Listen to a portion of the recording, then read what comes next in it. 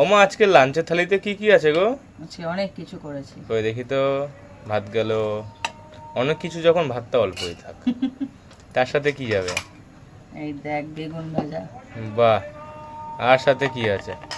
সাথে আছে মাছের তেল, বাহ, এটা খুব সুন্দর খাওয়া দাওয়া। যেটা আপনার খুব প্রিয়। হ্যাঁ। আর সাথে কি আছে?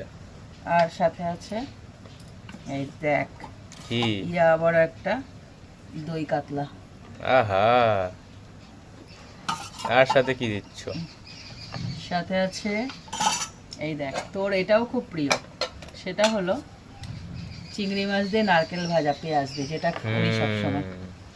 সত্যি খুব প্রিয়। আর কিছু আছে নাকি সাথে, নাকি শেষ হলো এবারে? না আরো আছে, কই দেখি তো। আরো আছে শসা বাহ। 2 খান, আর? আরো 1 খান দি। আর সাথে আছে এই দেখ টক দই।